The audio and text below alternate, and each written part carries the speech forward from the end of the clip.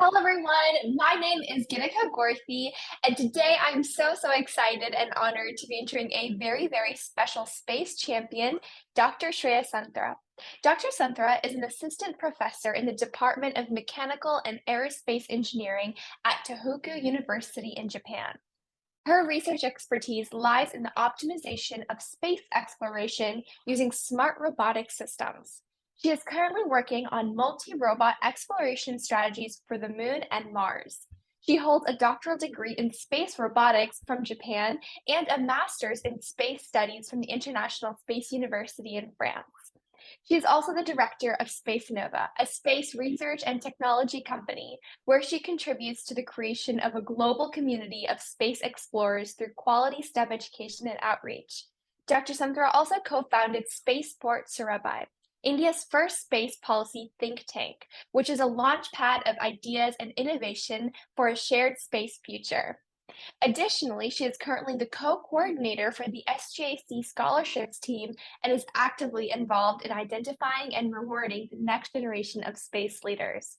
I'm incredibly honored and excited to be interviewing Dr. Shreya Santra today on IgnitedThinkers. I remember reading a little bit about her on LinkedIn, and I was incredibly inspired by all that she's doing to inspire the next generation of aerospace leaders. So, welcome, Dr. Santra. Thank you so much for taking your time to talk with us today. Thank you. Thank you, Gitika, for the opportunity and thank you for reaching out to me. It's really a privilege to be featured in your interview series, and I'm very happy to be here. Thank you so much. Yeah, to just kick off our conversation, could you start off by telling us a little bit about how your typical day looks like? Usually there is no typical day, but how do you like to organize your day usually? Yeah, so I am pretty organized person, so I like to make my plans a day before and do my to-do list and everything. So a typical day would look like me starting early in the morning with some exercise and getting fresh, and then going to work by 9:30. And my first half of the day, I mostly spend time like reading about new research and trying to understand and explore the problem that I am trying to solve and what are the new innovative things that I can bring into my own research. So I'm working on multi-robot exploration of Mars and Moon, which I'll give more insights about later. But yeah, that's what I do in the first half of the day. And then in the later half, I'm mostly involved in meetings, and as an assistant professor, I have to guide my students or give lectures. So that's in the second half of the day.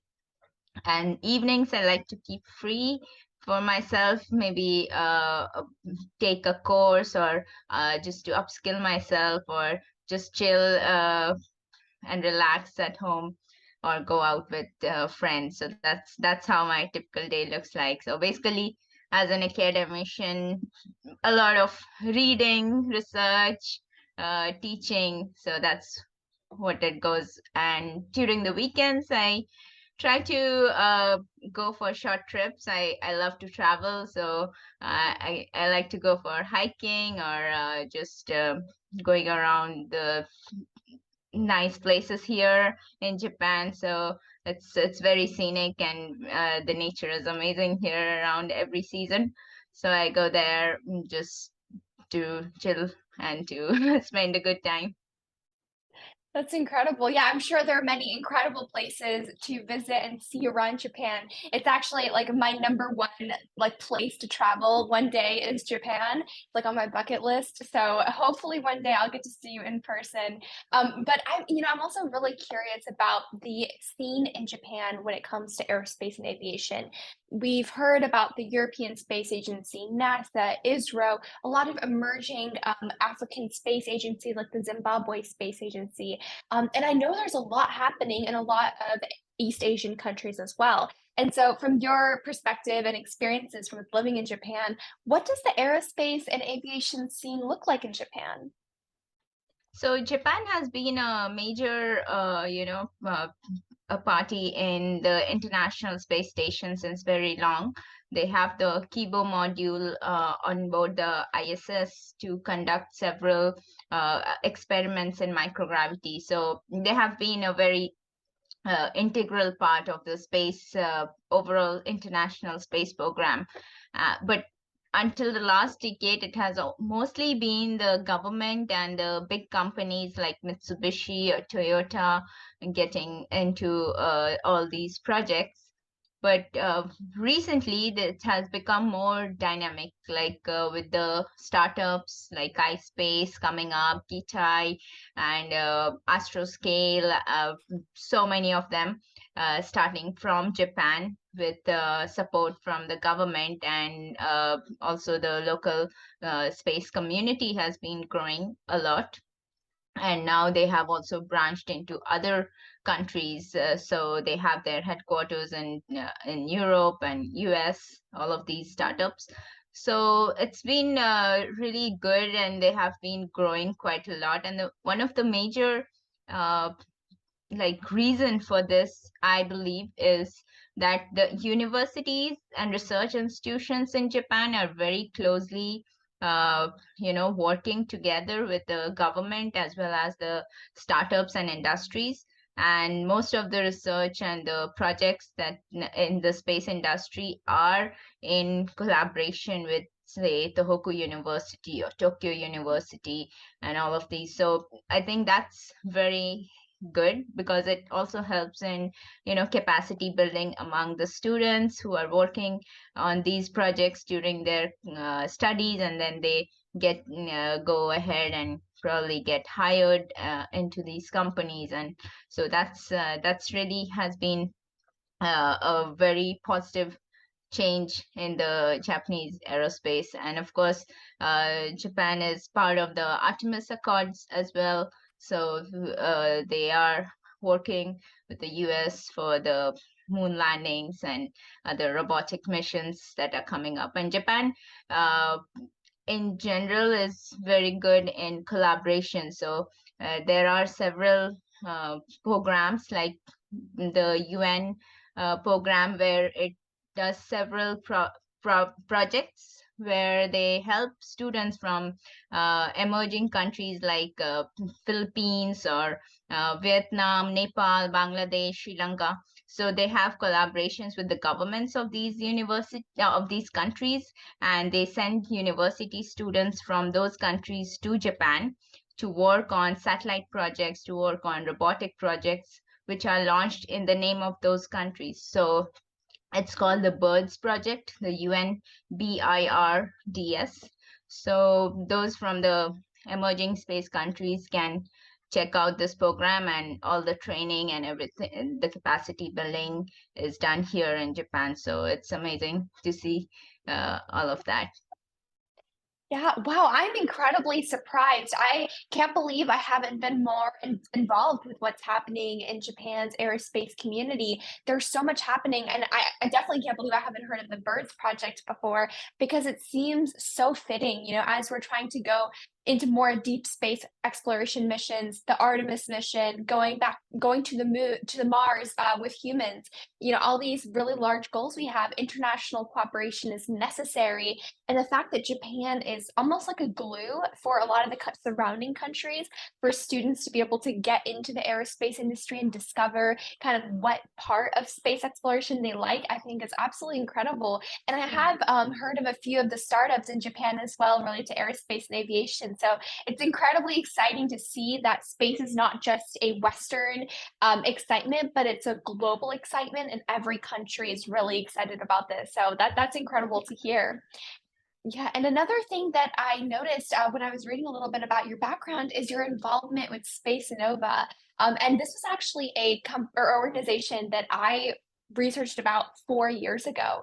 So when I initially was starting IgnitedThinkers, I was looking into organizations I want to look up to, organizations I want to collaborate with, and this was one of the ones that I came across and was really inspired by some of the work that Spaceonova is doing. And so when I saw that you were the director, I was mind blown, and I was really excited to hear your thoughts about Spaceonova and its future. So, could you share more about, for those who don't know, the mission behind Spaceonova, as well as some of your goals as the director?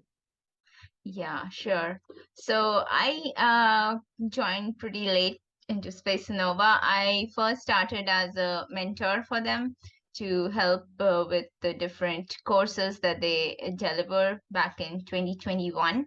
And then I came on board as a director. But basically, it's a brainchild of Shivam, the founder, who kind of realized that all the courses that we study in the university is not enough for the students to get into jobs or higher studies or just, to pursue their passion.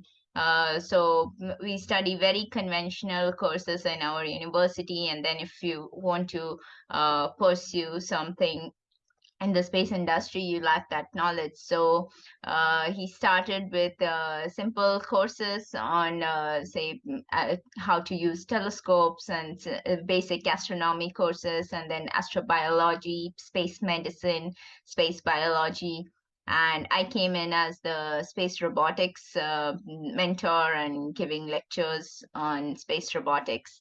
So that's how it was born. And in like 4 years, I think they like Space Nova overall reached more than 20,000 students around the world. Wow. So those courses got really popular, and people really like to come back and take several courses. So someone who took one course, they want to take other courses as well. So even the student retention rate is pretty high in that sense. So we basically want to have like a create an ecosystem where students can learn, create, and innovate. So that they can have, a safe place, and they can actually pursue their passion and dreams. So nothing is impossible if you have those resources and have the access to the right networks. So that's what we want to help them with. And me as a director, now we are like innovating several courses, trying to bring in guest lectures, and also trying to establish industry connections so that the students who are taking our courses can have more output in terms of like get connected to influential people, or get connected to the relevant people who can help them also to maybe mentor or help them later to get into a job or a higher studies. So that's what we help them with. And it's not just the theoretical or the hands-on knowledge that we give, but we also show them how to like, for example, get connected with people on LinkedIn, or get networking skills, and several other workshops that we do during those courses. So that I think that's very important, and something that I never got during my uh, formative years, and I had to figure out. So it's basically implementing what we have learned in our journey. Wow, that's incredible. You really hit, I think, the core of a lot of nonprofits, which is access and providing opportunities or information that we didn't have before.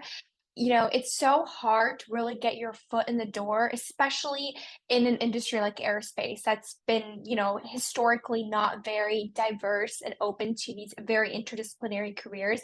It's now just starting to emerge. It's starting to open up and starting to become accessible for everyone, but originally, historically was not. And so getting your foot in the door is so difficult. And I'm really glad to hear that Space Nova is taking that seriously to bridge that access gap and providing these students with the opportunity to just dip their feet and, learn about this industry, figure out what they like, what they don't like, and providing that learning environment. I think it's absolutely incredible. And I know Shivam as well. I've spoken with him a few times, and he is an incredibly inspiring person as well with what he's doing and what he founded. So I'm really glad that you're able to continue that as well with Space Nova. And earlier we were talking a little bit about your research and how you love to spend a lot of your day, focus and dedicated towards this research. And so I kind of want to dive a little bit into it. Could you share a little bit more about some of the research and projects you're currently working on to develop multi-robot exploration strategies for the moon and Mars? Yeah, sure. So basically, when I did my master's, it was in robotic systems. So first, I did my master's in International Space University in France, and then I went to Skolkovo Institute of Science and Technology in Moscow, and that's where I studied about robotics, and I wanted to pursue space robotics. So I got the opportunity to pursue PhD here in Japan, and I came here in 2018. And since then, I've been working on robotic systems for mostly lunar exploration. And I wanted to challenge myself with multi-robot exploration. So it's already difficult to control a single robot. And then Yeah. I wanted to see how it gets into with multiple robots.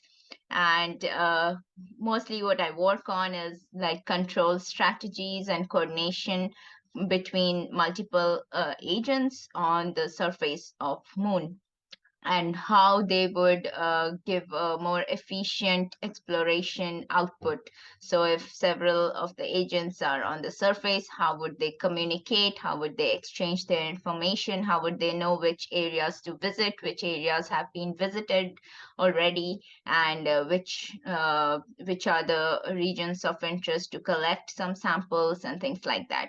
So it's basically a precursor to, future human settlement or future establishments of human settlements on the moon. So I can maybe present some slides on the overall work that we do here. Yes, that would be great. I just gave you sharing ability. I think it would be great to kind of get that visual input of what your research is like. Yeah, sure. Let me share. Can you see my screen? Yes, I can. Okay, can you see it in presentation mode? Yes. Okay, so basically, just a brief introduction about the lab that I'm in. It's the Space Robotics Lab, and it's directed by Professor Kazuo Yoshida, who actually became quite famous with the space, like the Google Lunar X Prize competition. So the team Hakuto actually started from our lab, which now is iSpace. So iSpace company spinned off from Team Hakuto from that competition. And he was the main lead and research lead and director for this competition team. And since then, of course, before that, he was working on several robotic projects, but after that he became very famous, and I wanted to work with him, and because space robotics, he is a big uh, well-known person. So, and then I applied, and I could get into this lab. And these are the several researches that we do here. That is, we work on free-flying space robots, that is orbital robotics, as in on board the International Space Station, or robots that can help with refilling or repairing of other satellites. So having a manipulator arm and fixing things. And of course, we work with the planetary exploration rovers, such as the Perseverance or Curiosity, similar kind of robots, and mostly we work both for Mars and Moon, but right now we are focused more on the Moon exploration and asteroid sampling, or low gravity robots. So if you know about the missions Hayabusa 1 and Hayabusa 2, which went to collect samples from the asteroids, those collecting mechanisms were developed here in our lab. And a lot of those samples come back to Tohoku University, and other science departments actually analyze those samples. So it's like a big project that we worked with JAXA. So, and we also work for extreme environment robotics, like robots that cannot, like there are extreme environment or extreme terrain where wheeled robots cannot move. So you would need some other kind of locomotion, like a walking or a climbing kind of robot. So that's the picture here. You can see a climbing robot.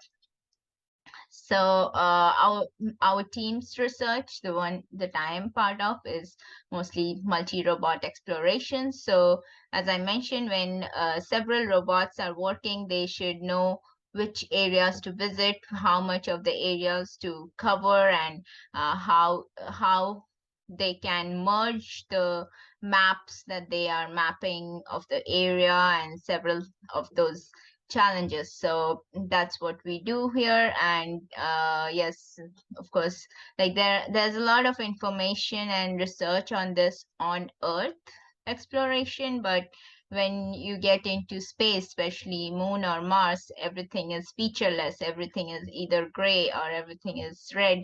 So it's very difficult to understand or localize where you are stationed.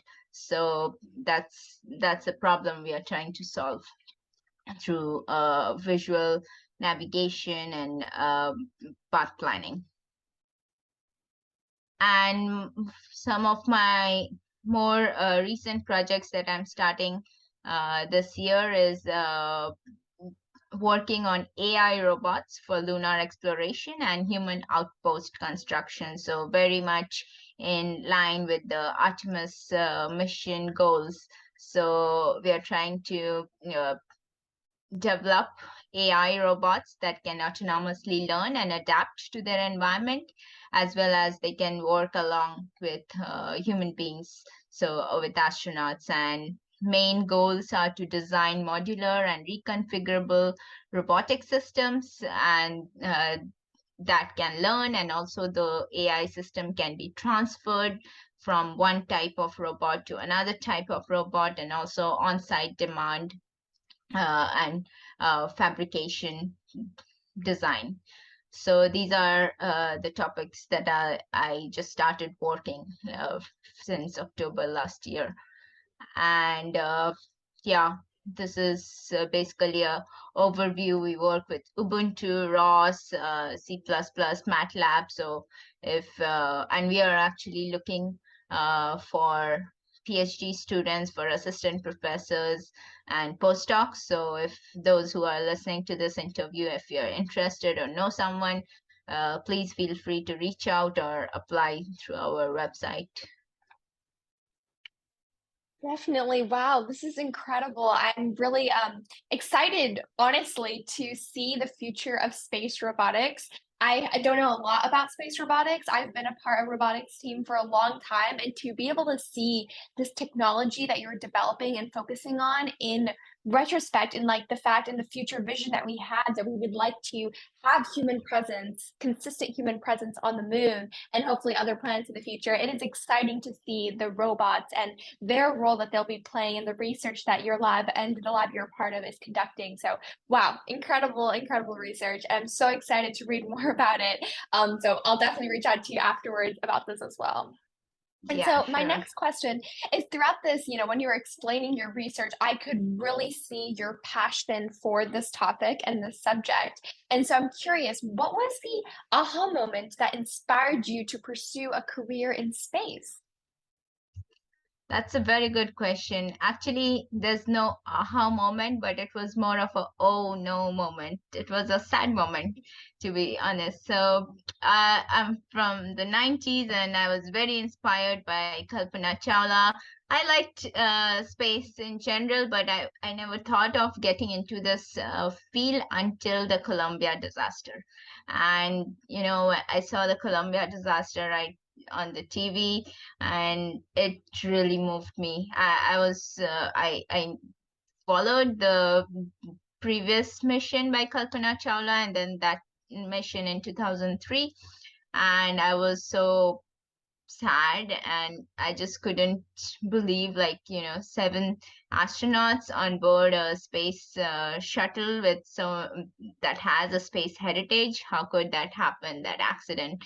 And that's when I think I was like it is kind of inspired and motivated me to make space more sustainable and safe. And that's why I got into this, and I wanted to study more of space engineering and all the knowledge that I can get into how to make space more safe for humans and in general for our future exploration. And that's the reason I'm also very much looking into how to make robots more responsible and more uh, sentient, I would say, to so that it can be more safe for humans to get into those unknown environments. So that's something that keeps me going. And yes, maybe for many people, robotics might seem very futuristic and very, something that is not the thing to do right now, because we have satellites to help with disasters and for remote sensing and everything. But when I came to Japan, I realized robotics can be a major part of the human society. Here, there are robots for everything, of course, for entertainment and for other uh, uh, stuff, but for to help the elderly with everyday tasks, for disaster robotics to, when there is a typhoon or an earthquake, there are robots coming in to rescue, to see if there are someone trapped in, or just their immediate reaction is to deploy robots for after a disaster. So all of these makes me think like we can implement it in space as well, in a limited way, but definitely it can make the exploration much more safer. So that's what helps me keep going. Yeah, that's really inspiring. And also, we can use space as honestly a vehicle to advance the robotic technology and bring that back down to Earth to really help every single aspect of our life, like you were mentioning, whether it be with post-disaster, prevention or disaster recovery, just that process of, needing a robot, the systems that we develop for space exploration, that technology that, we push forward will always come back down to help everyday life be improved here on Earth. So I think what you're doing is incredibly inspiring. I'm glad that you were able to take that inspiration to now, down the line, really making an impact in space robotics. And throughout this journey, did you have obstacles? And if so, how were you able to overcome them? Yeah, so I did have some obstacles, mostly because people didn't know why I was pursuing space and why, I was going into a non-conventional stream. Because during my school days, it was always great. My teachers would motivate me to pursue science and whatever I want to. My parents have been very, very like supporting in whatever I want to study. But during my undergrad, it was engineering college, and everyone was just studying engineering and getting into jobs and campus placements, the usual companies. And I was like, no, I don't want to go for these jobs. I want to go for higher education for in space. And no one had heard about it, and there was no one who I could follow. And that was a major obstacle. So even my professors there, and they were like, why are you taking such a big risk? We have no idea what this field offers, if you'll ever get a job, or if you'll ever get a stream to get into. So why are you taking this risk? Just get a job and settle down. So I think not a major obstacle, but yeah, definitely time when I was clueless, and I just had to believe in what I was doing without much guidance. Yeah. And that is not just a small obstacle. I think that's a challenge that many students face, especially in areas where space is just emerging. And that's something that I honestly can relate with, even if I'm just starting to get into the space industry. And I've had, luckily online, LinkedIn has been a great way to meet with people to figure out the way, the direction, and knowing that this is a real industry. But when I was younger, and or if I was in high school and I would tell my counselors or friends who had nothing to know about space. And I'm like, I'm interested in space medicine. Or I tell relatives I'm interested in space medicine who have no background in space. They're kind of like, is that a real career? Are you sure that's something you can be a part of? And it's kind of like it's not a real obstacle, but it is a challenge to be like, I'm going to step out of that norm and I'm going to chase what I love, even if it's the difficult way of of what I can go easy and I can settle or I can do something that I love. And I think it takes a lot of courage to choose in a time when a lot of people are not very sure of what the future holds. I think the fact that you took that courageous step to be like, I'm going to do something that I love and not stick with what's correct or seems easy, I think is really bold and something that I personally really admire you for saying, because it's something that I also internally had to go through myself. And I'm sure a lot of students I talk to, especially in areas where space is really emerging, they have the same conversation with a lot of professors and teachers and community members. So I really appreciate you telling that and also showing that it's possible and there are paths to figure out what, if you're interested in something, there is a role, there is a place. It doesn't matter what your educational background is or where your geographic location is. Yes, some people are more privileged because I'm very lucky to be in the US, but there are a lot of opportunities across the world. And I know I really thank you for showing that and bringing light to that. So I think it's definitely a challenge a lot of us are facing. So I appreciate you telling us that. And my last and final question for you, now that we're able to learn a little bit about your journey as well as some of the exciting space robotics research that you're a part of, is what final piece you've given plenty of really great advice throughout this interview, but what final piece of advice do you have for students interested in pursuing a career in STEM, aerospace, really just any career? A piece of advice you wish you knew when you were in high school or just graduating college? Yeah, so I think this question is a follow-up of my response before. So I would say reach out to people and look for mentorship. That's something I lacked in during my journey, and there's a lot of information out there right now, and it's easy to get confused with what to follow. Like back in my days, there was no information. I didn't know what to go for, and now there's too much information. So it's definitely important that the young space generation, they identify what they want to uh, pursue, and then look for mentorships or networks out there on LinkedIn, or just attend several conferences and get to meet people and talk to them. And I am sure you'll find someone who has probably gone through a journey that can help you